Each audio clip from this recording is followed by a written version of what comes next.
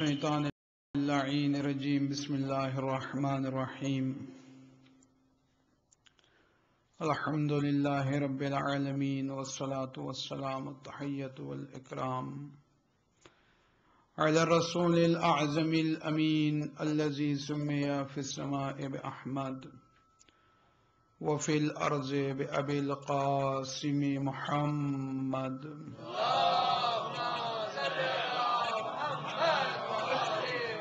وآله الأطيبين الأطهرين المعصومين المظلومين المنتجبين الميامين واللعنة الدائمة على أعدائهم وغاصب حقوقهم ومنكر فضائلهم والشاكين فيهم والمنحرفين عنهم إلى قيام يوم الدين.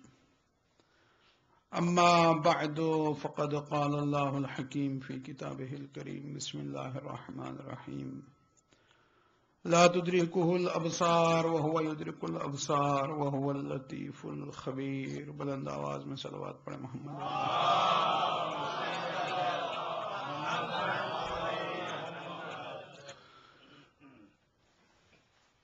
بیل گاڑی کے زمانے میں انسان کے لیے ہوائی جہاز کا تصور ایک ناقابل یقین چیز تھی.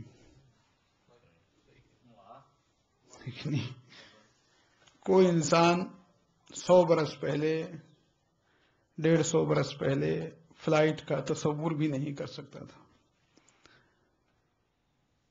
حالانکہ ہوائی جہاز فیوچر کے پردے میں چھپا ہوا تھا.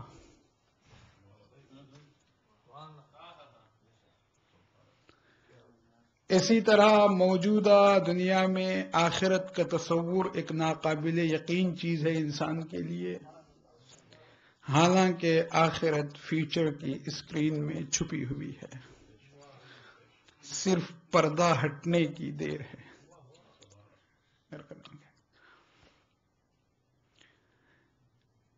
سائنس کہتی ہے سیئنگ از بلیونگ، دیکھنا ہی یقین کرنا ہے. مذہب کہتا ہے بلیونگ از سینگ،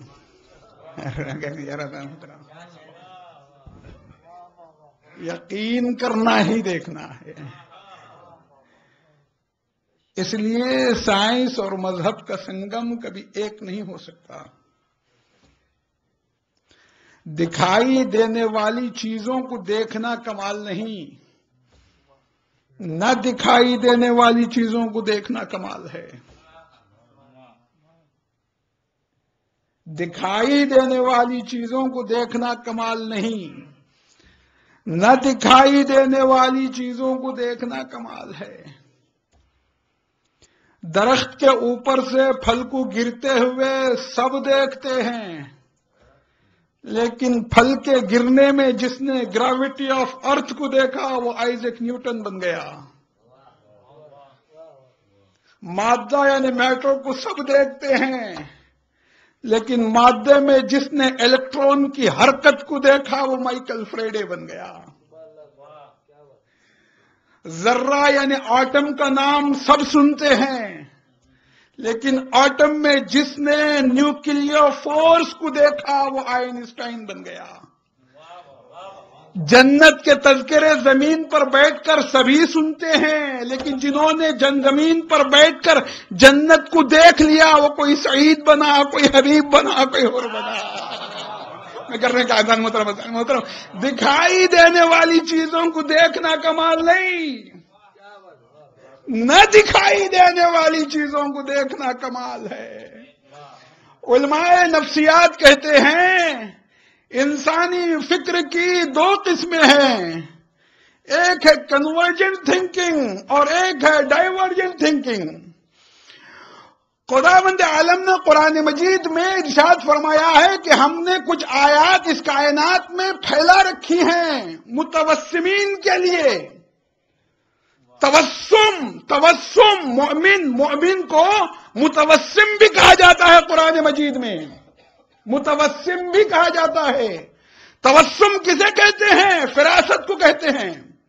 اتقوا فراست المؤمن فَإِنَّهُ يَنظُرُ بِنُورِ اللَّهِ، مومن کی فراست سے ڈرو، اس لیے کہ وہ اللہ کے نور سے دیکھتا ہے۔ فراست توسم کہتے ہیں ظاہری چیزوں سے باطنی چیزوں تک پہنچ جانا، ظاہر کو دیکھ کر باطن کی حقیقت کو جان لینا۔ میں کیا کہنے جا رہا تھا محترم؟ ظاہر کو دیکھ کر باطن تک پہنچنا، جس کی نگاہ ظاہر پر اٹک جائے اسے کہتے ہیں کنورجنٹ تھنکنگ۔ جو ظاہر سے باطن کو دیکھتا ہے اسے کہتے ہیں ڈائیورجنٹ تھنکنگ۔ ایک شخص ڈاؤن ٹاؤن گیا یہاں سے، اسے امبریلا خریدنا تھا، اسے چھتری خریدنی تھی، ڈاؤن ٹاؤن گیا، بڑا شہر، کافی دکانیں، چہل پہل، سب کچھ ہے، خوب گھوما گھاما، اسے کہیں امبریلا کی دکان نظر نہیں آئی، وہ واپس آ گیا۔ اسے کہتے ہیں کنورجنٹ تھنکنگ۔ ایک شخص ڈاؤن ٹاؤن گیا امبریلا خریدنے کے لیے، اس نے پورا شہر دیکھا، ہر اسٹریٹ کو دیکھا، ہر روڈ کو دیکھا، ہر دکان کو دیکھا، کہیں اسے امبریلا کی دکان نظر نہیں آئی۔ اس نے سوچا کہ بھئی اتنا بڑا شہر ہے، خریدار بھی بہت ہیں، کسٹمرز ہیں، گاہک ہیں، لیکن کہیں امبریلا کی دکان نہیں ہے۔ اس نے سوچا کہ میں یہاں ایک امبریلا کی دکان کھول لوں گا۔ گیا تھا خریدنے چھتری، ملا بہترین کاروبار۔ اسے کہتے ہیں ڈائیورجنٹ تھنکنگ۔ ہر آیا تھا حسین کا راستہ روکنے، ملا رومال زہرا۔ بلند آواز میں صلوات پڑھ دیجئے محمد و آل محمد۔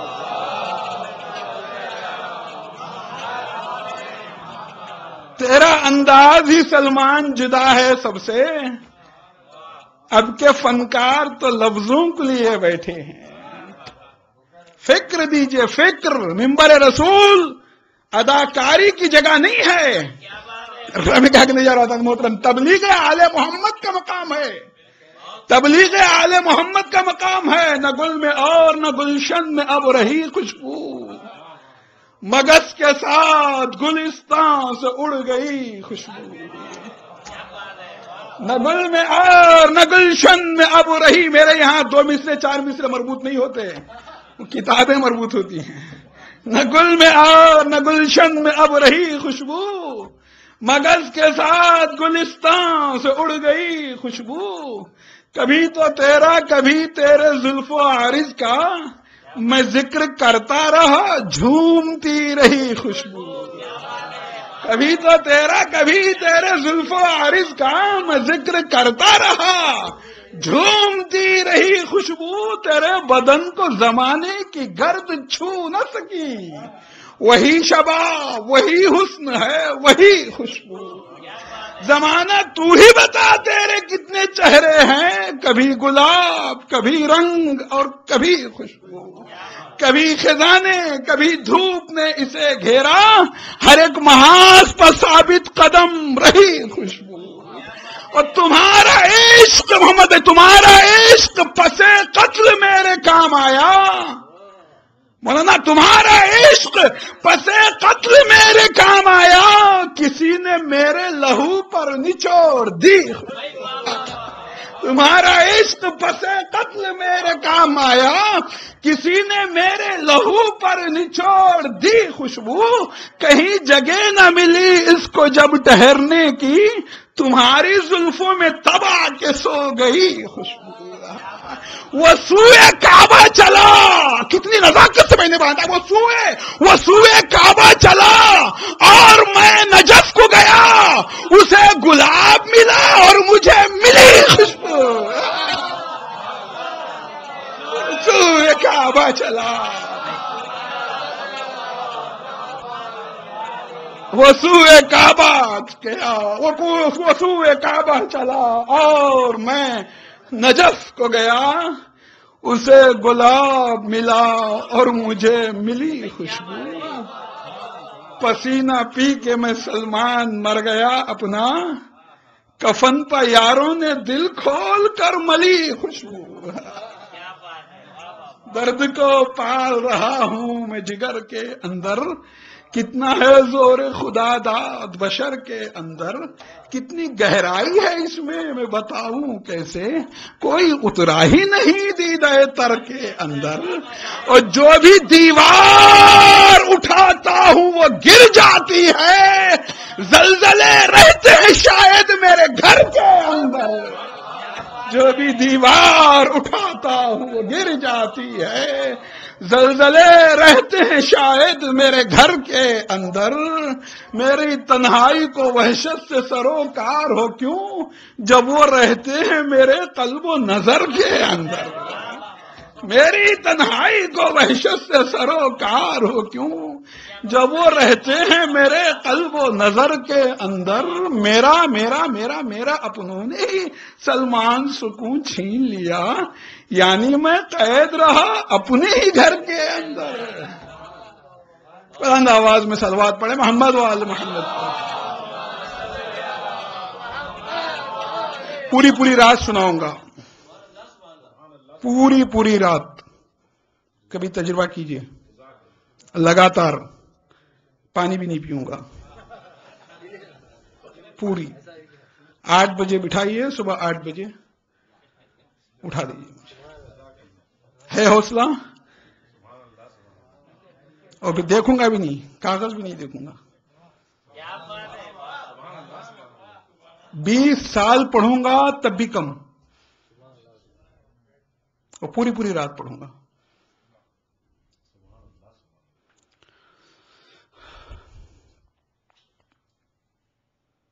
تو بیل گاڑی کے زمانے میں ہوائی جہاز کا تصور انسان کے لیے ناقابل یقین چیز، لیکن ہوائی جہاز فیوچر کے پردے میں چھپا ہوا تھا، موجودہ دنیا میں آخرت کا تصور ایک ناقابل یقین ہے، لیکن آخرت فیوچر کے پردے میں چھپی ہوئی ہے، پردہ ہٹنے کی دیر ہے۔ آخرت ایک معیاری دنیا کا نام ہے، جنت ایک کامل دنیا کا نام ہے، ایک کمپلیٹ ورلڈ کا نام ہے جنت، ایک معیاری دنیا کا نام ہے جنت، ایک آئیڈیل ورلڈ کا نام ہے جنت۔ جنت دراصل امپرفیکٹ کے مقابلے میں پرفیکٹ ورلڈ کا نام ہے،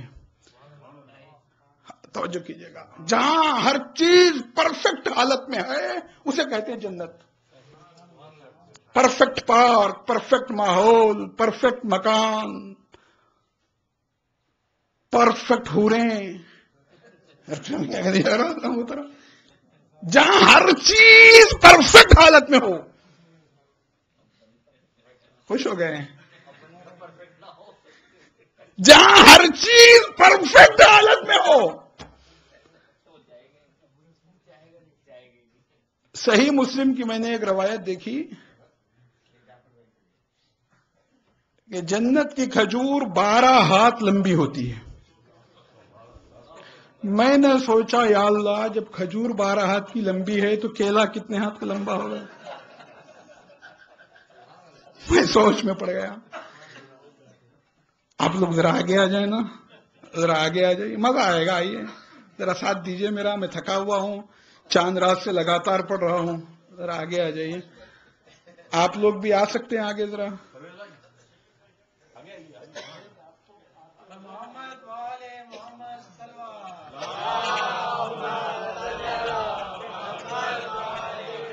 یہ میرا تیسرا نمونہ ہے، اس ڈھنگ سے بھی مجلس سنیے۔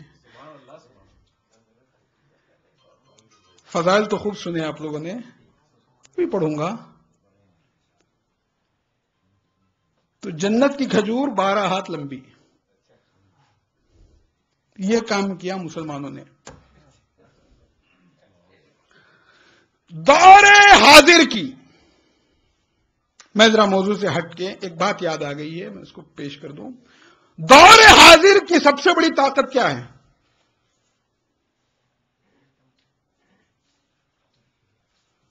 مشین۔ دور حاضر کی ایک سب سے بڑی طاقت کیا ہے؟ مشین۔ مشین کا آغاز کب سے ہوا؟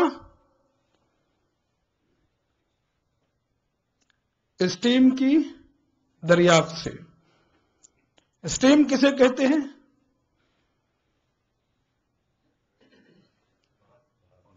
بھاپ کی طاقت کا صحیح استعمال.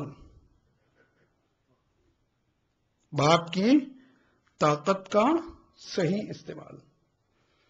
اسٹیم انجن کی دریافت کے بعد دنیا میں بڑی بڑی انڈسٹریز قائم ہوئی. پہلے انسان اپنے جسم کی طاقت سے کام لیتا تھا. جب تھک جاتا تھا تو گھوڑوں اور ہاتھیوں سے کام لیتا تھا. آج ایک مشین ہزاروں گھوڑوں کا کام کرنے لگی ہے کہ نہیں؟ انسان نے کوئلے کو انرجی میں تبدیل کیا.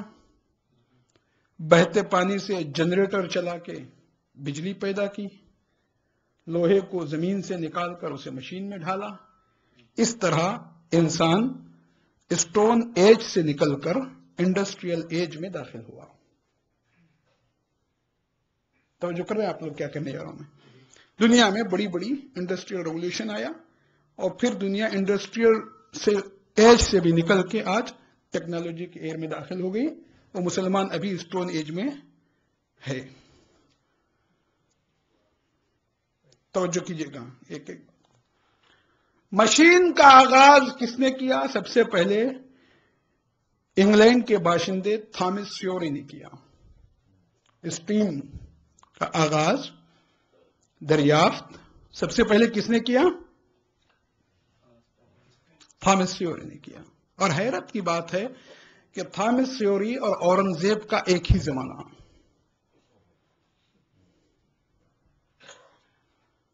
دور جدید کی دوسری سب سے بڑی طاقت کون سی ہے؟ پرنٹنگ پریس، الیکٹرانک پریس کہہ دیجئے. پرنٹنگ پریس کا ایجاد کس نے کی؟ سب سے پہلے جرمنی کے باشندے گوٹنبرگ نے کی. اور حیرت کی بات ہے کہ گوٹنبرگ اور محمد بن عبد الوہاب نجدی کا زمانہ ایک ہی. دور جدید کی تیسری سب سے بڑی طاقت کون سی؟ جسے ماڈرن سائنس کہتے ہیں. ماڈرن سائنس کا آغاز آئزک نیوٹن سے ہوا. اور حیرت کی بات ہے کہ نیوٹن اور شاہ ولی اللہ دہلوی کا ایک ہی زمانہ. تھامس سیوری اسٹیم انجن کو دریافت کر رہا تھا. اورنگزیب داخلی جھگڑوں میں پھنسا ہوا تھا. گوٹنبرگ پرنٹنگ پریس کو ایجاد کر رہا تھا. محمد بن عبد الوہاب نجدی شرک شرک کے نعرے لگا رہا تھا. کبھی کمپیئر کیجئے ہم کیوں پیچھے ہوئے ہیں. نیوٹن گریوٹی آف ارتھ کے تھیوری کو دنیا کے سامنے پیش کر رہا تھا اور محمد شاہ ولی اللہ دہلوی ہاتھ کھول کر نماز پڑھیں یا ہاتھ باندھ کر نماز پڑھیں کی بحث کر رہے تھے.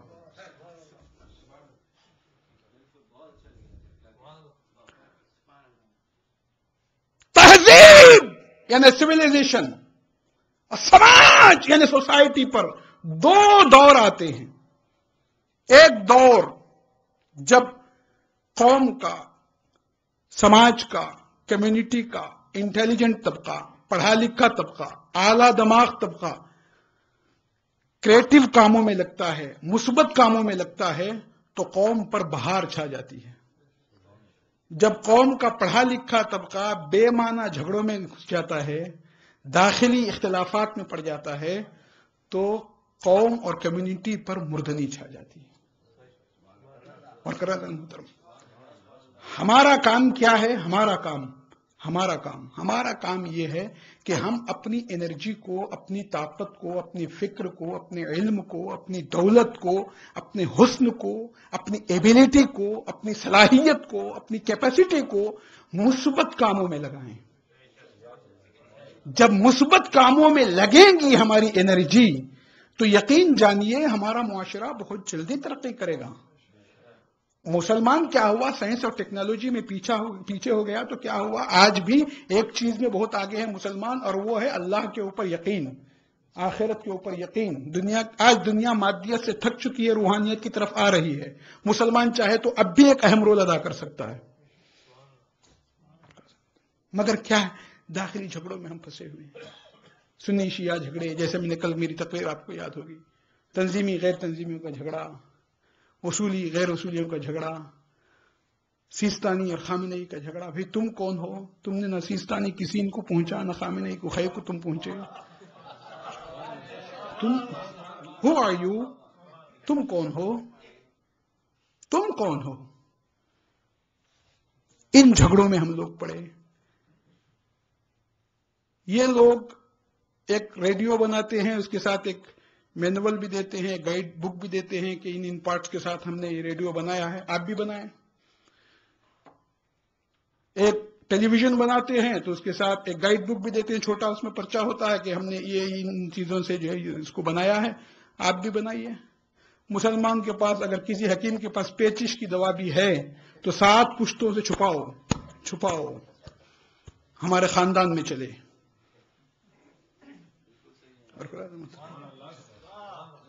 اپنے گھر کے اوپر بورڈ لگائیے، بڑے حکیم صاحب مثال کے طور پر، وہ ڈگری لکھنے کی ضرورت نہیں، نیچے بریکٹ میں لکھ دیجئے دہلی والے، ٹوٹ کے جائیں گے وہاں مسلمان.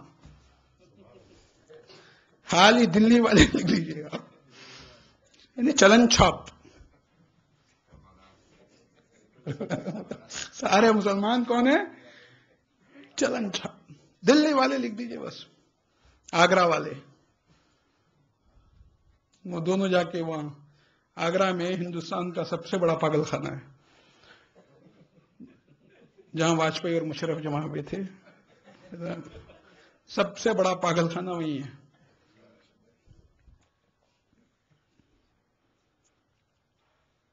مردنی چھا گئی. بیکار چیزوں میں ہم لوگ لگے.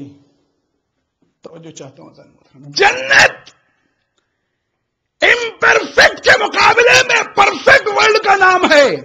اللہ نے یہ جو دنیا بنائی ہے، اتنی حسین کائنات، اتنی حسین دنیا، اتنی بیوٹیفل دنیا، یہاں جنت کا مزہ ملے یا نہ ملے، جینے کا مزہ ضرور ملتا ہے.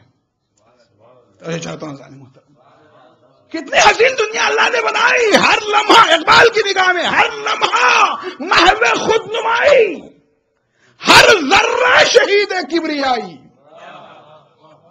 ہر لمحہ محو خود نمائی، ہر ذرہ شہید کبریائی. یہ دنیا لاکھ بیوٹیفل ہو، لیکن یہ معیاری دنیا نہیں ہے، یہ آئیڈیل ورلڈ نہیں ہے. ہے بہت خوبصورت مگر آئیڈیل ورلڈ نہیں ہے. یہاں کی چھاؤں میں بھی دھوپ ہے، یہاں کی سیرابی میں بھی پیاس ہے، یہاں کی خوشی میں بھی غم ہے، یہاں کی راحت میں بھی تکلیف ہے. یہ دنیا آئیڈیل ورلڈ نہیں، آئیڈیل ورلڈ جنت ہے. جنت بڑی توجہ چاہتا ہوں، بہت دور تک لے جانا چاہتا ہوں میں. آئیڈیل ورلڈ ہے جنت. اللہ جمیل یحب الجمال، اللہ جمیل ہے، وہ جمال کو پسند کرتا ہے. جمال کا خاصہ یہ کہ وہ چھپ کے رہنا نہیں چاہتا. جمال کا خاصہ یہ ہے کہ وہ چھپ کے رہنا نہیں چاہتا. حسن تو یہ چاہتا ہے کہ کوئی اسے دیکھے، آنکھیں لڑائے، کوئی سجود نیاز لٹائے، کوئی پردہ اٹھائے، کوئی چلمن گرائے. عشق ہی حسن کا دربار سجاتا ہے. عشق جلتا ہے تو حسن مسکراتا ہے. کیا آپ نے نہیں دیکھا شمع جلتی ہے تو پروانے ٹوٹ پڑتے ہیں، کلیاں کھلتی ہیں تو بھورے چکر کاٹتے ہیں. عشق ہی حسن کا دربار سجاتا ہے. اللہ جمیل، وہ چھپ کے رہنا نہیں چاہتا. اس نے بھی چاہا کہ کوئی ہو جو اسے دیکھے. وہ کہہ رہا ہے کہ مجھے کوئی دیکھ نہیں سکتا. تو پھر جب دیکھ نہیں سکتا تو پھر محبت کیسے پیدا ہوگی؟ دل کے جھکاؤ کے لیے دیکھنا شرط ہے. جب دیکھا ہی نہیں تو محبت کیسے پیدا ہوگی؟ اس نے کہا کہ لا تدرکو الابصار، تم مجھے دیکھ نہیں سکتے، اور پوری کائنات اس کے احاطہ چشم میں ہے. وہ کہہ رہے تم مجھے دیکھ نہیں سکتے ڈائریکٹ، میں لطیف ہوں، میں لطیف ہوں. اور لطیف کہہ کے رک نہیں گیا، فوراً بڑھ کے کہا میں خبیر بھی ہوں. ٹھیک ہے تم مجھے ڈائریکٹ نہیں دیکھ سکتے، لیکن میں خبر دینے والا ہوں کہ اگر تم مجھے دیکھنا چاہو تو میں نے کچھ ہستیاں پیدا کی ہیں، تم کن کن کو دیکھنا تمہیں پڑے گا. ان کو دیکھو تو گویا تم نے مجھے دیکھ لیا. مطلب کیا کرنے جا رہا ہوں، ان کو دیکھو جو میں کہوں. بڑی توجہ چاہتا ہوں محترم، بڑی توجہ چاہتا ہوں. میں نے کچھ لوگوں کو بنایا ہے، کچھ ہستیاں، میرے کچھ نمائندے میں نے دنیا میں بھیجے ہیں. فزیکلی وہ تمہارے ہی جیسے ہیں، مگر ان کے اندر کا کنٹرول ہمارے ہاتھ میں ہے. تم ان کو دیکھ لو تو گویا تم نے مجھے دیکھ لیا. اللہ جمیل یحب الجمال. کوئی اچھا آرٹسٹ ہوگا تو وہ چاہتا ہوگا کہ لوگ اس کے آرٹ کی داد دیں. کوئی اچھا شاعر ہوگا تو وہ چاہتا ہوگا کہ لوگ اس کے شعر کو سنیں اور داد دیں. ہے کہ نہیں؟ حسن چھپ کے رہنا نہیں چاہتا، حسن ظاہر ہونا چاہتا ہے. ہر درخت بے حد خوبصورت ہے، مگر کسی درخت کو اپنے حسن کی خبر نہیں ہے. ہر چڑیا بیوٹیفل آرٹ کا نمونہ ہے، مگر کسی چڑیا کو اپنی خوبصورتی کی خبر نہیں ہے. ہر پھول دنیا کا لطافت و نفاست کا شاہکار ہے، مگر کسی پھول کو اپنی بیوٹی کی خبر نہیں ہے. ایک انسان میں اللہ تعالیٰ نے بیوٹی کو پرکھنے کا جذبہ رکھا ہے. یہ جذبہ کاہے کو رکھا؟ یہ جذبہ اللہ نے انسان میں حسن کو پرکھنے کی صلاحیت دی ہے، تاکہ انسان کائنات کی سینریز کو دیکھے اور فوراً سجدے میں گر پڑے اور اس کی زبان سے نکلے فتبارک اللہ احسن الخالقین. امیزمنٹ کا جذبہ، حسن کو پرکھنے کے ساتھ ساتھ اللہ تعالیٰ نے امیزمنٹ کا جذبہ بھی رکھا ہے. امیزمنٹ، انسان جب کسی کمال کو دیکھتا ہے تو اس کے سامنے جھک جاتا ہے. کسی بڑے عالم کو دیکھ لیا جھک گیا، کسی بڑے شاعر کو دیکھ لیا جھک گیا، کسی بڑے آرٹسٹ کو دیکھ لیا جھک گیا، کسی بڑے سائنٹسٹ کو دیکھ لیا جھک گیا. امیزمنٹ کا جذبہ اللہ نے اس لیے انسان میں رکھا ہے کہ کائنات کے حسن کو دیکھے اور فوراً سجدے میں چلا جائے. سجدہ اسی امیزمنٹ کا پازیٹیو استعمال ہے، بت پرستی اسی امیزمنٹ کا نیگیٹو استعمال ہے. بلند آواز میں صلوات پڑھ دیجیے محمد و آل محمد کا.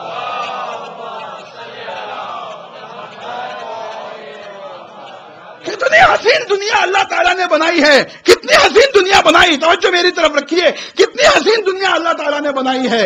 پھولوں کی مہک کو دیکھیے، کلیوں کی چٹک کو دیکھیے، چڑیوں کی چہک کو دیکھیے، جگنوں کی چمک کو دیکھیے، سبزے کی لہک کو دیکھیے، ہیرے کی دمک کو دیکھیے، گلاب کی نزاکت کو دیکھیے، پروانے کی لطافت کو دیکھیے، مور کا رنگ دیکھیے، چونٹی کا ڈھنگ دیکھیے، ہرن کی آنکھ دیکھیے، بطخ کا اطمینان دیکھیے، اونٹ کا صبر دیکھیے، سانپ کا زہر دیکھیے، مچھلی کی طرف دیکھیے، بچوں کی مسکراہٹ دیکھیے.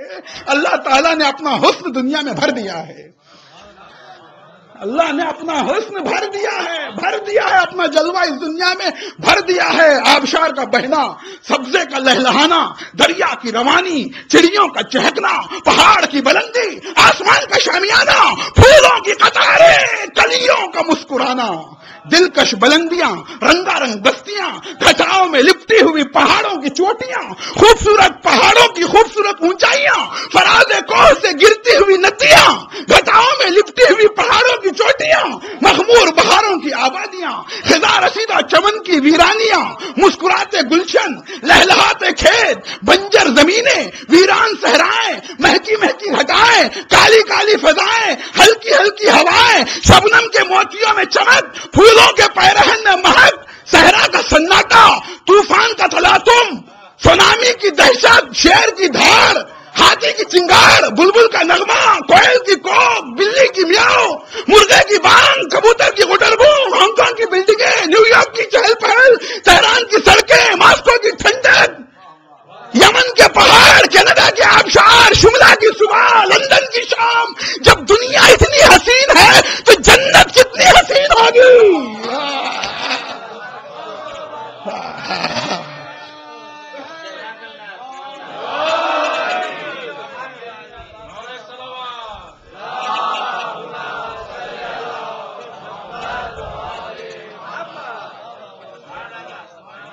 جب دنیا اتنی حسین ہے تو جنت کتنی حسین ہوگی. 97 میں میں آگرہ گیا. آگرہ توجہ میری طرف رکھیے، ادھر ادھر نہیں. 97 میں آگرہ گیا، میرے ساتھ ایک مولانا بھی تھے. میں تاج محل کو دیکھ رہا تھا. ہمارے سامنے ایک نابینا سائل آیا. میں نے اپنے دوست مولانا سے کہا جو کچھ جیب میں ہے اس نابینا کو دے دیجئے. انہوں نے کہا مولانا اس نابینا میں کون سی خصوصیت ہے کہ میں جو کچھ ہو اپنے جیب میں دے دوں؟ تو میں نے کہا دنیا کی سب سے بڑی بدنصیبی بدبختی یہ کہ کوئی آدمی تاج محل کے سامنے کھڑا ہو اور وہ اندھا ہو. سب سے بڑی بدنصیبی یہ ہے کہ کوئی تاج محل کے سامنے کھڑا ہو اور وہ اندھا ہو. آنکھوں کی قدر و قیمت کا احساس مجھے وہاں ہوا. ہم اللہ تعالیٰ کی کتنی ایسی نعمتیں ہیں جن کو بھول جاتے ہیں. تو گرل میں کیا کرنے جا رہا محترم، بڑی حسین کائنات اللہ تعالیٰ نے بنائی ہے. ارے ہم کتنی ایسی نعمتیں ہیں، ارے ہم شکریہ ادا نہیں کر سکتے اس کا. کیوں ادا نہیں کر سکتے؟ ایک تو اللہ کی نعمت کی قدر ہمیں نہیں معلوم ہے، دوسرے اس کا شکریہ کرنے کے لیے ہمارے پاس الفاظ بھی نہیں ہیں. الفاظ نہیں ہیں. ہم پانی کے لیے کہتے ہیں میٹھا، گنے کے لیے کہتے ہیں میٹھا، حلوے کے لیے کہتے ہیں میٹھا، مینگو کے لیے کہتے ہیں میٹھا، آم کے لیے کہتے ہیں میٹھا، سیب کے لیے کہتے ہیں میٹھا، شکر کے لیے کہتے ہیں میٹھا، حلوے کے لیے کہتے ہیں میٹھا، دودھ کے لیے کہتے ہیں میٹھا. نعمتیں ہزار ہیں، لفظ ایک. جن کے پاس الفاظ ہی نہ ہو وہ اس کا شکریہ کیا ادا کرے گا؟ یہ تو اس کا کرم ہے کہ اس نے ایک سجدے کی التجا کر لی ہے، ایک سجدے کی گزارش اس سے کر لی، ایک سجدہ مانگ لیا ہے. یہ اس کا کرم ہے، یہ اس کا کرم ہے کہ اس نے ایک سجدہ ہم سے مانگ لیا ہے. ورنہ ہمارے پاس الفاظ ہی نہیں ہے کہ ہم اس کا شکریہ ادا کریں. تو جنت، تاج محل کے سامنے کوئی کھڑا ہو اور وہ آنکھوں کا اندھا ہو. دنیا کا بدترین انسان، بدبخت ترین انسان. قرآن مجید کہتا ہے من کان اعمی فی ہذہ الدنیا فہو فی الآخرۃ اعمی. جو دنیا میں اندھا ہوگا وہ آخرت میں بھی اندھا ہوگا. اب اگر جنت کسی کے سامنے سر دھج کر آئے اور وہ اندھا ہو تو ذکر ہے محترم. ارے تاج محل کے سامنے کھڑا ہو اور اندھا ہو تو اس سے بڑا بدبخت کوئی نہیں ہے. اور جنت جب اپنی پوری آب و تاب کے ساتھ سج دھج کے مومن کے سامنے آئے اور اس وقت انسان کوئی خدا نخواستہ اندھا ہو، اس سے بڑا بدبخت کوئی انسان ہو سکتا ہے؟ ما ترى في خلق الرحمن من تفاوت هل ترى من فطور ثم ارجع البصر كرتين ينقلب اليك البصر وهو خاسئا حسير. قرآن مجید کہتا ہے کائنات کو دیکھو، ایک لیف پتا، درخت کے ایک پتے کو دیکھو، پتے کو ایک بار دیکھو، 2 بار، 3 بار، 4 بار، 5 بار، 10 بار، 20 بار، 100 بار، 1000 دفعہ، 10,000 مرتبہ، 1,00,000 مرتبہ، 10,00,000 مرتبہ. پتے کو دیکھو درخت کے، نگاہ تھک کر واپس آ جائے گی. پتے میں تم کوئی عیب نہیں دیکھو گی. تو پتے میں تم کوئی عیب نہیں دیکھو گے. زیرو ڈیفیکٹ، کوئی عیب نہیں، کوئی خامی نہیں، کوئی نقص نہیں. پورے گلوبل سسٹم میں کہیں وائلنس نہیں، کہیں تشدد نہیں. بڑی حسین کائنات. یہ ہماری نگاہوں کی کثافت ہے کہ ہم نے 13ویں کے چاند کو منحوس سمجھ لیا. یہ ہمارے ذہن کی کثافت ہے کہ ہم نے راستے کی بلی کو منحوس سمجھ لیا، ہم نے بیوہ عورت کو منحوس سمجھ لیا، ہم نے خالی گھڑے کو منحوس سمجھ لیا. ارے رات کا الو ہو کہ صبح کا کوا، راستے کی بلی ہو کہ جنگل کی لومڑی، اللہ نے اس لیے نہیں بنایا کہ وہ لوگوں کی تقدیروں کا فیصلہ کریں. تقدیر بلی اور لومڑی کے ہاتھ میں نہیں، قادر مطلق کے ہاتھ میں ہے. اس نے الو کو اس لیے نہیں پیدا کیا کہ لوگوں کا گھر اجاڑے. گھر الو نہیں اجاڑتے، ہماری بدعمالیاں اجاڑتی ہیں. اللہ بہت میں صلوات پڑھ دیجئے محمد و آل محمد.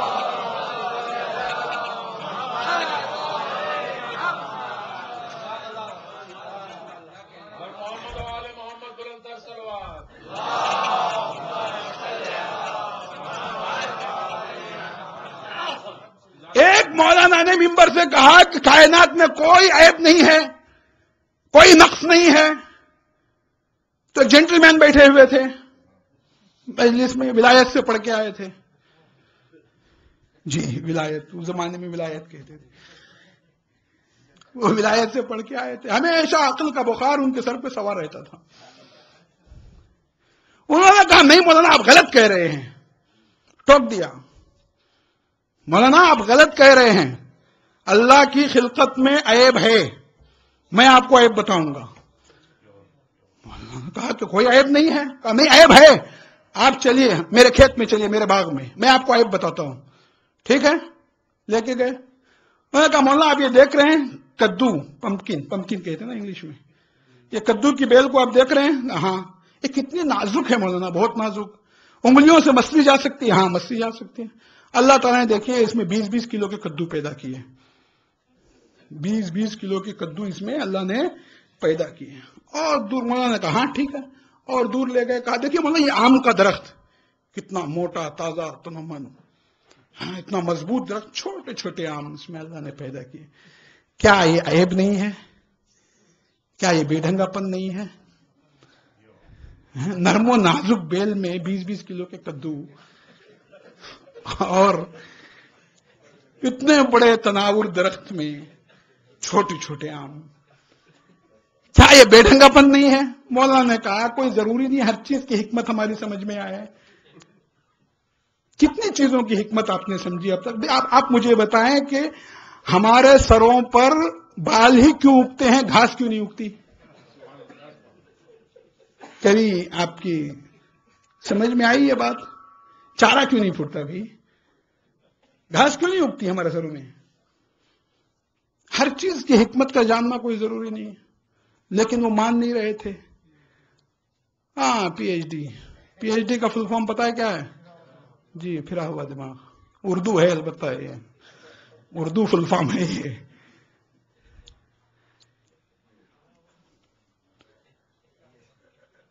کہا نہیں مطلب یہ دیکھیے یہ بے ڈھنگا پن نہیں ہے. آپ نے باغ کی سیر کرا رہے تھے, ہیٹ ان کے ہاتھ میں تھا, سر کے بال کو بڑھاپے کا جانور چر چکا تھا.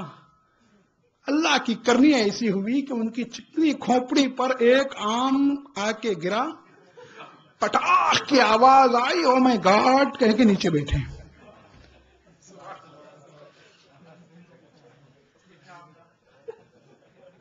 مولانا نے کہا اب حکمت سمجھ میں آئی خدا کی؟ آم تھا, اگر کدو ہوتا تو کیا حشر ہوتا آپ کا؟ اب سمجھ میں آئی حکمت؟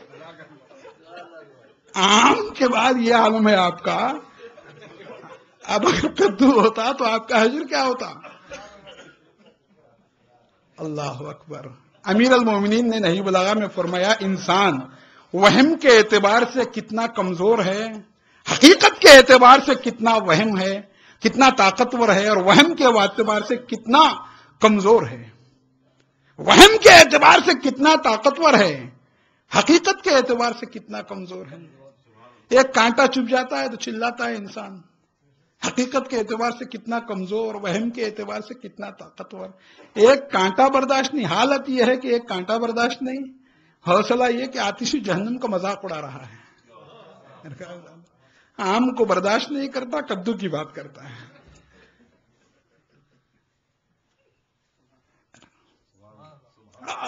اکڑتا ہے. امیر المومنین فرماتے ہیں ان لکم فی الانعام لعبرہ, اللہ تعالیٰ نے جانوروں کو حقیر نہ سمجھو, اللہ نے تمہارے لیے ان میں عبرت کے سامان رکھے ہیں. اپنی پالیٹکس پہ غرور نہ کرو, چونٹی تم سے اچھی پالیٹکس جانتی ہے, وہ خطرے کے موقع پر جگہ چھوڑ دینے ہی کو عقل مندی سمجھتی ہے. اپنے انجینئرنگ پہ غرور نہ کرو, بھیا جو گھونسلہ بنا لیتی ہے وہ تم نہیں بنا سکتے. اپنی انڈسٹریز پہ غرور نہ کرو, شہد کی مکھی جو شہد بنا لیتی ہے وہ تم نہیں بنا سکتے. اپنے اسلحوں پر غرور نہ کرو, ابابیل کے پاس جو اسلحہ ہے وہ تمہارے پاس نہیں ہے. اپنے اتحاد پہ غرور نہ کرو, ایک کوا مر جاتا ہے سارے کوے اکٹھا ہو جاتے ہیں, ایک چونٹی مٹھاس کی طرف جاتی ہے ایک قطار لگ جاتی ہے. کیڑے کے منہ میں ریشم, مکھی کے تھوک میں شہد, ہرن کے پیٹ میں مشک, جگنو کے دم میں اجالا. تم نے دنیا کو کیا دیا ہے جو غرور کر رہے ہو؟ بلند آواز میں صلوات پڑھ دیجئے محمد و آل محمد.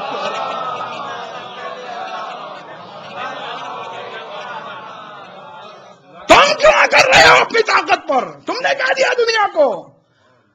تم نے کیا دیا دنیا کو؟ اور غرور وہی کرتا ہے جو اندر سے خالی ہوتا ہے. چاول جب تک پکتے نہیں شور کرتے ہیں، جب تک ابلتے ہیں شور کرتے ہیں، شور، نہ خوشبو، نہ ذائقہ، نہ مزہ، خالی شور۔ جب دم ہو جاتے ہیں، دم ہوتے نہیں، جب دم نکل جاتا ہے، ایسے ہی ڈھکن کھولا پورے گھر میں خوشبو پھیل گئی۔ عروج اپنے ساتھ خوشبو لاتا ہے، فتنہ نہیں لاتا۔ بلند آواز میں صلوات پڑھ دیجیے محمد وعلی محمد۔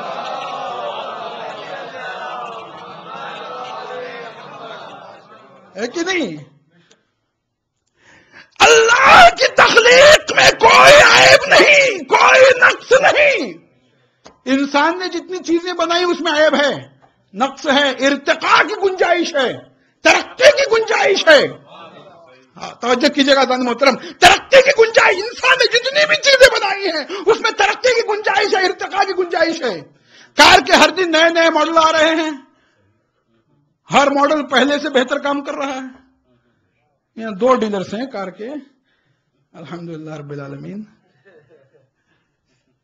آپ پوچھئے ان سے، ہر ماڈل پہلے ماڈل سے بہتر کام کر رہا ہے۔ کمپیوٹر کے روز بروز نئے نئے ماڈل آ رہے ہیں، پہلے پینٹیم 1 آیا، پھر 2 آیا، پھر 3 آیا، پھر 4، پھر 5، پھر 6، یہاں 7 بھی آ چکا ہوگا، مجھے نہیں پتا، آ چکا ہے۔ اگر پینٹیم 1 اچھا ہوتا تو پینٹیم 7 کی ضرورت ہی نہ ہوتی۔ کیا کہنے جا رہا تھا محترم، اگر کیجیے گا آزادی محترم، انسان نے جتنی چیزیں بنائی اس میں ارتقاء کی گنجائش ہے، ترقی کی گنجائش۔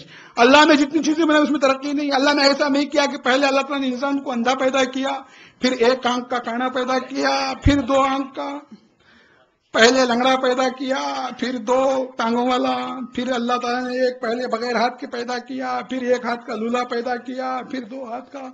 پہلے انسان کو پاگل، دیوانہ، بیوقوف بنایا، پھر سیمی کراک بنایا، پھر یہ عقل مند بنایا۔ ایسا کیا اللہ تعالیٰ نے؟ اگر ایسا کرتا تو انسان بھی اکڑ جاتا، پروردگار تو بھی خالق میں بھی خالق، تجھ میں اور مجھ میں فرق کیا ہے؟ میں کیا کہنے جا رہا ہوں محترم، تجھ میں اور مجھ میں فرق کیا ہے؟ اللہ نے کیا کیا؟ پہلی خلقت جو بنائی، پہلی مخلوق، وہ خلقت کا شاہکار، وہ بھی پنجتن پاک کی شکل میں، پنجتن پاک کی شکل میں، پہلی تخلیق کائنات کا شاہکار۔ تو نے یہ کیا غضب کیا، مجھ کو بھی فاش کر دیا، میں ہی تو ایک راز تھا سینہ کائنات میں۔ اللہ نے علی کو خلق کر کے اپنے آپ کو بھی ظاہر کر دیا۔ اللہ نے علی کو خلق کر کے اپنے آپ کو بھی ظاہر کر دیا۔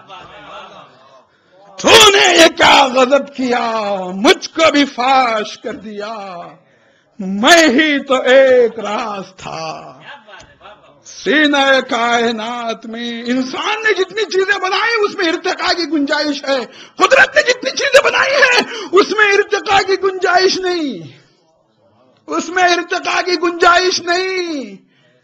انسان قدرت کا فائنل ماڈل ہے، فائنل ماڈل۔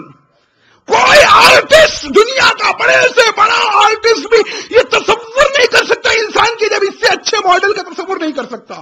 جہاں آنکھیں ہونا وہاں آنکھیں، جہاں کان ہے وہاں کان، جہاں پیشانی ہے وہاں پیشانی، جہاں ہونٹ ہے وہاں ہونٹ، جہاں دانت ہے وہاں دانت، بالکل پرفیکٹ۔ اس سے اچھا ماڈل انسان کے لیے اور کوئی نہیں ہو سکتا۔ درخت قدرت کا فائنل ماڈل ہے، کیٹ قدرت کا فائنل ماڈل ہے، ڈاگ قدرت کا فائنل ماڈل ہے کہ نہیں؟ شیر قدرت کا فائنل ماڈل ہے، ٹائیگر قدرت کا فائنل ماڈل ہے۔ انسان نے جتنی چیزیں بنائی اس میں ارتقاء کی گنجائش ہے، ترقی کی گنجائش ہے۔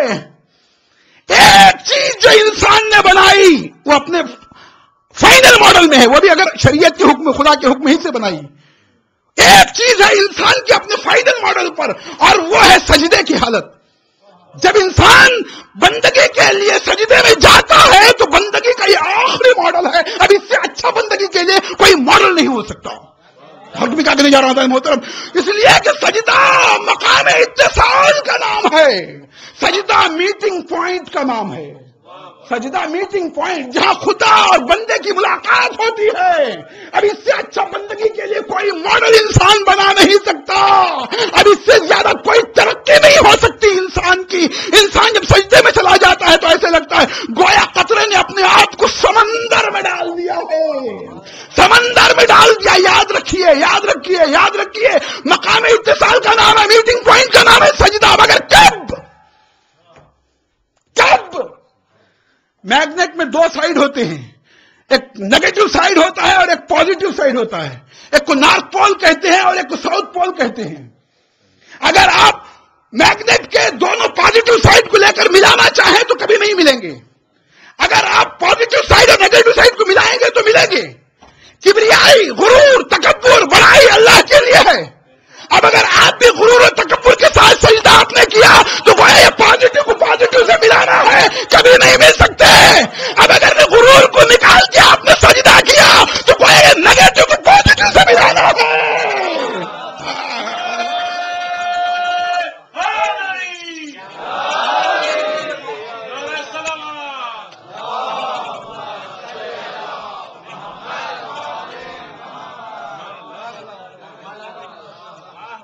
غرور کے ساتھ اگر آپ نے سجدہ کیا تو کبھی اس سے ملاقات نہیں ہو سکتی, نہیں ہو سکتی. اس لیے کہ یہ پازیٹو کو پازیٹو سے ملانا ہے.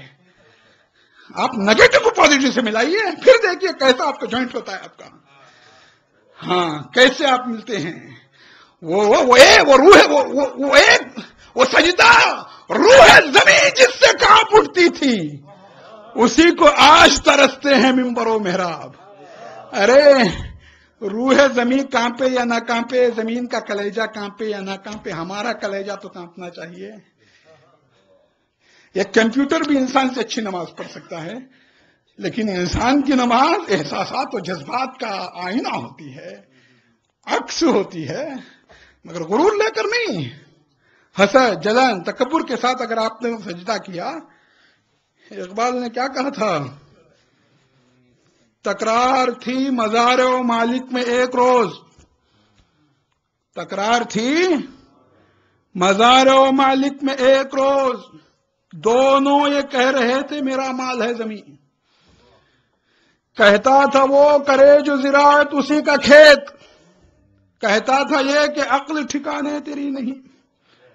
پوچھا زمین سے میں نے کہ تو کس کا مال ہے, بولی مجھے تو ہے فقط اس بات کا یقین, مالک ہے یا مزار شوریدہ حال ہے, جو زیر آسماں ہے وہ دھرتی کا مال ہے. سمجھے آپ کیا کہنا چاہتا ہے اقبال. اقبال کہتا ہے ایک دن کاشتکار اور زمیندار لینڈ لارڈ کے درمیان جھگڑا ہو رہا تھا. کسان کہہ رہا تھا کاشتکار کی زمین میری ملکیت ہے, لینڈ لارڈ کہہ رہا تھا زمین میری ملکیت ہے, اور دونوں اپنی اپنی دلیلیں پیش کر رہے تھے, کمپرومائز پہ تیار نہیں تھے, دونوں جھگڑ رہے تھے. کاشتکار کہہ رہا تھا جو ہل جوتے زمین اس کی, زمیندار کہہ رہا تھا جس نے پیسے دے کے خریدے ہیں زمین اس کی.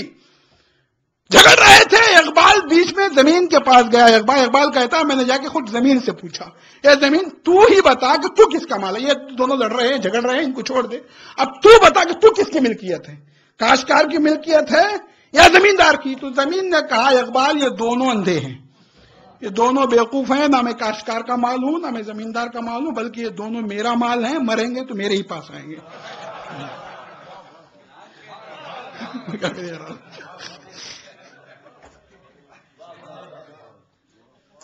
مریں گے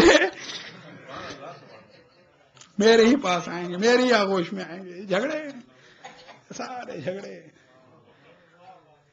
یہ جو کچھ آپ دیکھ رہے ہیں, انسان کو جو کچھ ملا ہے اس سے مطمئن نہیں ہے. ٹائم مجھے ہو چکا ہے, 1 گھنٹہ ہو چکا ہے, آپ مطمئن رہیں. آپ بھی تھک گئے نا, میں بھی تھکا ہوں. جی پڑھوں, شاباش, بہن آواز میں صلوات پڑھے محمد علیہ.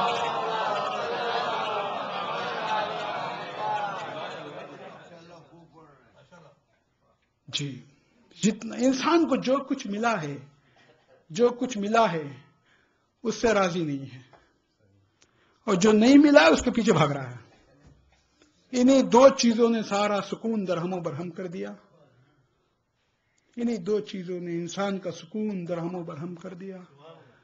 ایک ملٹی ملینر ہے, رات کو 2 بجے رات کو اپنے ولا میں ٹہل رہا ہے, اسے نیند نہیں آتی.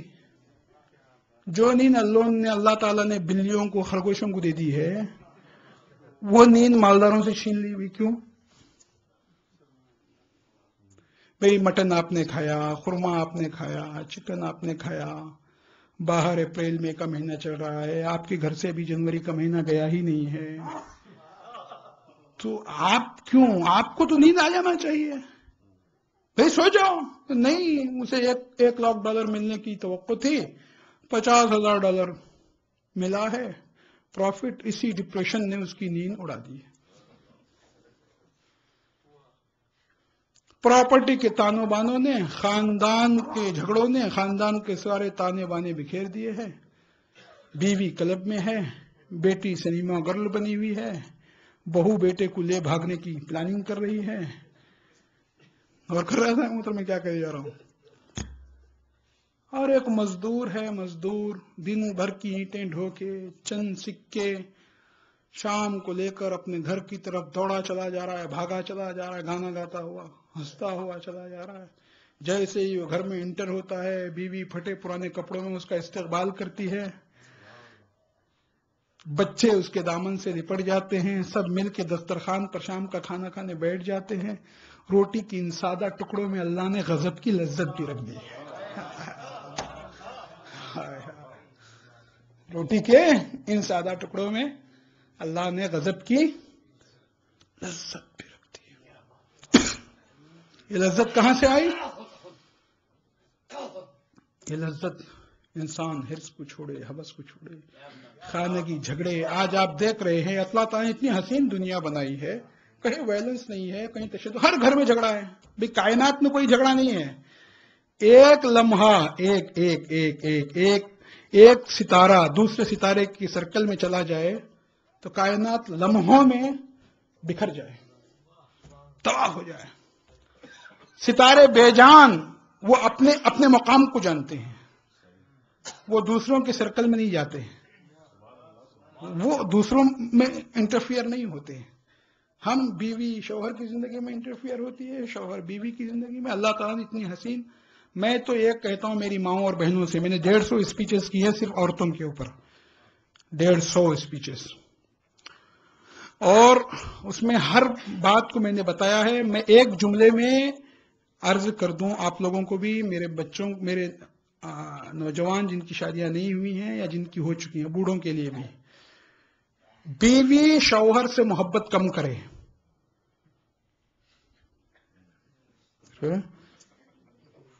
بیوی شوہر سے محبت کم کرے لیکن شوہر کو سمجھنے کی کوشش زیادہ کرے. اگر آپ چاہتے ہیں جھگڑے فساد نہ ہو، طلاق کی نوبت نہ آئے، خلع کی نوبت نہ آئے، سنیں، بیوی شوہر سے محبت کم کرے، شوہر کو سمجھنے کی کوشش کب زیادہ کرے، کب اٹھتا ہے، کب بیٹھتا ہے، رہن سہن کیا ہے، اپنی ماں کو کتنا چاہتا ہے، رشتہ داروں کو کتنا چاہتا ہے، کب غصہ آتا ہے، کب جاب کو جاتا ہے، غصہ کن الفاظ میں نکالتا ہے، جانور ہے کہ انسان ہے، سمجھنے کی کوشش کرے. اور شوہر بیوی سے محبت زیادہ کرے، سمجھنے کی کوشش کم کرے. یہ ایک سمپل سا، اس لیے کہ عورت سمجھ میں آنے والی چیز نہیں ہے. اب خواہ اسے سمجھنے کی کوشش مت کیجیے، آپ خواہ اسے سمجھنے کی کوشش مت کیجیے. وہ سمجھ میں آنے والی آپ کی ہے نہیں، وہ سمجھ میں نہیں آئے گی بابا، نہیں آئے گی سمجھ میں. نیک ہو جائے تو ہر گھر کو گلستان کر دے، ضد میں آ جائے تو قوموں کو پریشان کر دے. وہ سمجھ میں آنے والی. اللہ نے بنایا المرأۃ کالضلع ان اقمتها کسرتها. عورت پسلی کی مانند ہے، پسلی کی. اگر تم اسے سیدھا کرنا چاہو گے تو وہ ٹوٹ جائے گی. تو پسلی کی بیوٹی یہ ہے کہ وہ ٹیڑھی رہے.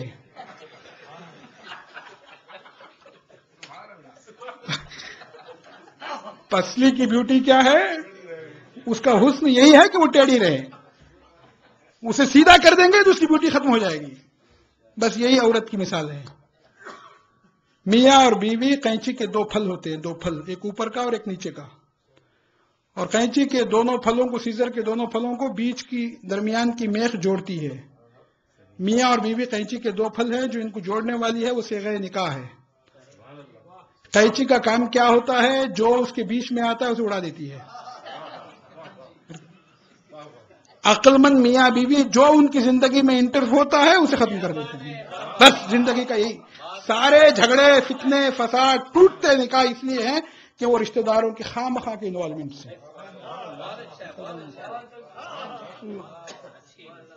تو یہ چیزیں میں نے کافی اس سلسلے میں نے ریسرچ کی ہے، میں نے تحقیق کی، بہت پڑھا، بہت کہا، اور کوئی ایسی چیز نہیں ہے جو اس میں نے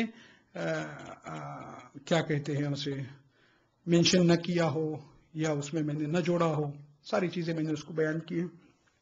تو عزیزان محترم، یہ جو حسین کائنات ہے، اتنی حسین کائنات، اس میں ہمیں چاہیے باتیں میں اس لیے دیر ہو گئی آج کہ بھئی مجھے ملی ہی 4 مجلسیں ہیں، تو اس میں نے چاہا اگر 5-10 منٹ اگر لیٹ ہو گیا تو آپ لوگ مجھے جانتا ہوں آپ لوگ جاب والے ہیں، کام والے ہیں. مجھے تقی بھائی نے کہا تھا کہ 45 منٹ سے زیادہ آپ نہ پڑھیں، لیکن معاف کیجیے گا آج لیٹ ہو گئی.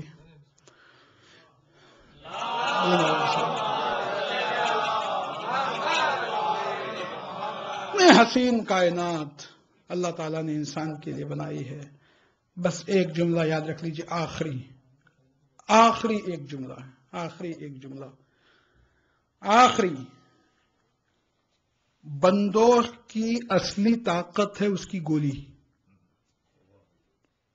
بندوق کی اصلی طاقت اس کی گولی. جس بندوق میں گولی نہ ہو وہ ڈنڈے سے بدتر ہے. کہ نہیں آپ میں سچ کہہ رہا ہوں یا جھوٹ، صحیح کہہ رہا ہوں غلط؟ بندوق کی اصلی طاقت ہے اس کی گولی. جس بندوق میں گولی نہ ہو وہ ڈنڈے سے بدتر ہے. اس لیے کہ بندوق کو صرف ایک اینگل سے چلایا جاتا ہے، ڈنڈے کو کئی اینگل سے اسے گھمایا جا سکتا ہے. بندوق کس کام کا اگر اس میں گولی نہ ہو؟ انسان کی اصل طاقت ہے اس کی انسانیت. جس انسان میں انسانیت نہ ہو وہ جانور سے بدتر ہے. سب سے بڑی کوالیفیکیشن یہ ہے کہ انسان ہو جائے. سب سے بڑی کوالیفیکیشن، چاہے مرد ہو، عورت ہو، بچہ ہو، بڑا ہو، سب سے بڑی کوالیفیکیشن یہ ہے کہ انسان ہو جائے، انسان آدمی بن جائے. آدمیت احترام آدمی، انسان آدمی بن جائے. آج انسان ختم ہو چکا ہے. آگ نے جلانے کی صفت نہیں چھوڑی، پانی نے بجھانے کی صفت نہیں چھوڑی، شیر گھاس نہیں کھاتا، بکری گوشت نہیں کھاتی، کائنات کی ہر چیز، کسی نے اپنی صفت نہیں چھوڑی، انسان نے چھوڑ دیا. ریشم کا کیڑا ہزاروں برس سے اسی معیار کا ریشم بنا رہا ہے، آج تک کوالٹی میں کوئی گراوٹ نہیں آئی. شہد کی مکھی لاکھوں برس سے اسی معیار کا شہد بنا رہی ہے، آج تک کوالٹی میں کوئی گراوٹ نہیں آئی. درخت کی پتلی شاخوں میں لٹکنے ہوئے بیا کے گھونسلے کے ڈیزائن میں آج تک کوئی فرق نہیں آیا. انسان آج ایک سڑک بناتا ہے، دوسرے دن خراب ہو جاتی ہے. ہمارے انڈیا پاکستان کی بات کرو یار، یہاں کے پرابلمس الگ ہیں. اگر مجھے کہیں کہ آپ یہاں کے پرابلمس ویسٹ کے پرابلم بتائیے، میں بیان کروں گا. یہاں کے الگ ہے. آپ یہ نہ سمجھیے کہ یہ اچھا لگ رہا ہے. یہ جو اچھا لگ رہا ہے نا،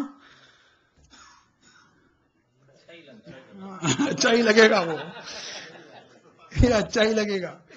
خیر، اتنی حسین کائنات، پورے گلوبل سسٹم میں کہیں وائلنس نہیں ہے، کہیں تشدد نہیں ہے. اور حسین کربلا میں گئے تھے اسی 2 تصویر کے 2 رخ کو بتانے کے لیے، ایک انسانیت اور ایک حیوانیت. 2 روپ تھے، ایک طرف بربریت تھی اور ایک طرف رحم دلی تھی. ایک کائنات کو بگاڑنا چاہتا تھا اور ایک کائنات کو سجانا چاہتا تھا. یہ 2 طاقتیں تھیں جو کربلا میں مٹبھیڑ تھیں. اور جو تصادم آدم کے زمانے سے چلا تھا وہ کربلا میں اپنے کلائمیکس کو پہنچا. جو تصادم آدم کے زمانے سے ابلیس اور آدم کے درمیان جو تصادم ہوا تھا، اسی تصادم کا کلائمیکس ہے کربلا. اتنا سمجھ لیجئے، اسی تاریخ، وہی ہسٹری ہے. حسین ننھے بچے کے لیے پانی طلب کر رہے ہیں. کل میں نے عرض کیا تھا لشکر ہر میں نہ جانے کتنے ایسے سپاہی تھے جنہوں نے حسین کا پانی پیا تھا، لیکن جب حسین علی اصغر کے لیے پانی طلب کر رہے تھے تو کسی نے پانی پیش نہیں کیا.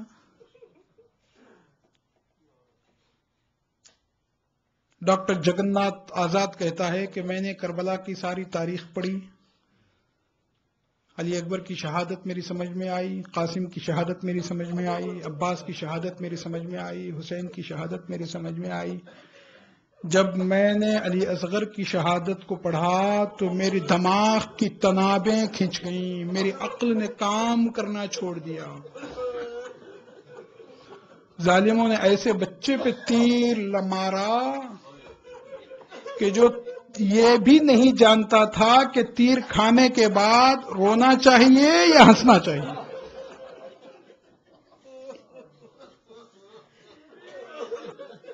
لیکن میں کہوں گا آقا و مولا کربلا والوں کی پیاس عصر عاشور تک تھی، ختم ہو گئی ان کی پیاس. لیکن زینب و ام کلثوم کب تک پیاسی رہی؟ میرا مولا امام سجاد کب تک پیاسا رہا؟ ام رباب کب تک پیاسی؟ ارے وہ ماں کہ جس کا ننھا بچہ پانی کے لیے ذبح ہو گیا ہو، اس کے سامنے پانی آتا ہو رہا ہوگا تو اس وقت کیا وہ پی رہی ہوگی؟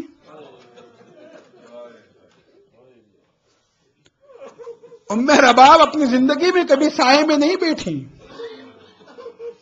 امام سجاد کا یہ عالم تھا کہ جب مدینے کی گلیوں سے گزرتے تھے کسی قصاب کو گوسفند ذبح کرتے ہوئے دیکھ لیتے تھے تو اس کا ہاتھ پکڑ لیتے تھے. یہ قصاب یہ بتا کیا تو نے اس گوسفند کو پانی پلا لیا؟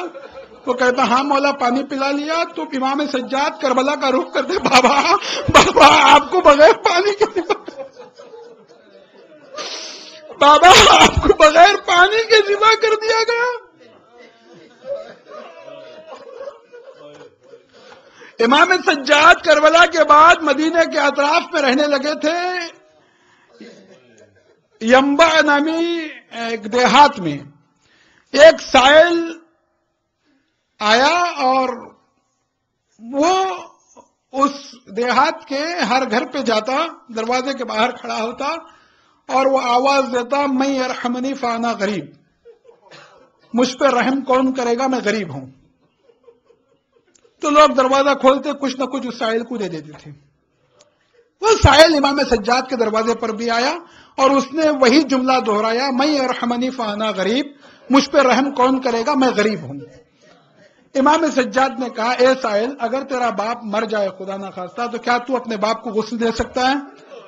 اس نے کہا آپ کیسی بات کر رہے ہیں، میرا باپ مرے گا میں غسل دوں گا. کہا کیا تو کفن پہنائے گا؟ آپ کیسی بات کر رہے ہیں، میں کفن بھی پہناؤں گا. کیا تو دفن کرے گا؟ اس نے کہا آپ کیسی بات کر رہے ہیں، میرا باپ ہے میں دفن بھی کروں گا. تو امام سجاد نے کہا پس تو غریب نہیں ہے، تو غریب نہیں، تو غریب نہیں ہے. ارے غریب وہ جوان بیٹا ہے جس کا باپ بے گورو کفن کربلا میں پڑا رہا. ارے جس کا جوان بیٹا ہوتا ہے اس کے باپ کا جنازہ بڑی دھوم دھام سے اٹھتا ہے. ہائے رے میرا بابا بغیر غسل کفن کے رہ گیا، بیٹا اسے نہ غسل دے سکا نہ کفن پہنا سکا.